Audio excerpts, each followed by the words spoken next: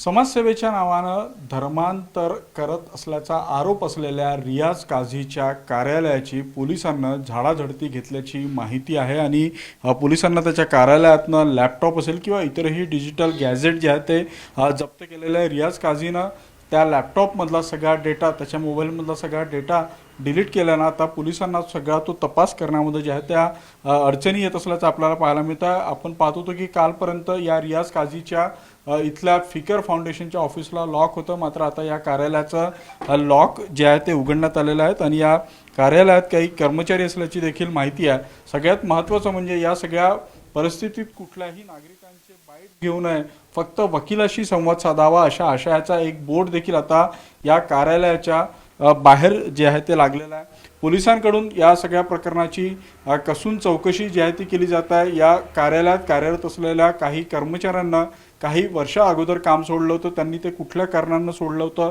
त्या दृष्टीनं देखील पोलिसांचा जो आहे तो तपास केला जातो आहे। या सगळ्या ट्रस्टला म्हणजे या फिकर फाउंडेशनला आणि पढ़े हम पढ़ाए हम या फाउंडेशनला काही इतर राज्यातून किंवा विदेशातून मदत मिळत होती का या दृष्टीनं देखील जे आहे ते रियाज काझी याच्या बँक खात्याची जी आहे ती तपासणी केली जात आहे। उद्यापर्यंत म्हणजे 23 तारखेपर्यंत जे आहे ते न्यायालयानं रियाज काझीला पोलीस कोठडी सुनावलेली आहे, त्यामुळे उद्या पुन्हा एकदा न्यायालयात रियाज काझीला सादर केलं जाईल। जी माहिती मिळते त्यानुसार या सगळ्या प्रकरणाचा अधिक सखोल तपास करण्यासाठी आणि महत्त्वाचं म्हणजे धर्मांतराच्या दृष्टीनं हे सगळं प्रकरण जातं का या सगळ्या प्रकरणाचा तपास करण्यासाठी पोलीस अधिकची पोलीस कोठडी मागून घेणार असल्याची माहिती मिळते। त्यामुळे उद्या न्यायालयात नेल्यानंतर या सगळ्या प्रकरणात काय न्यायालयाची भूमिका असते हे पाहणं महत्त्वाचं असणार आहे।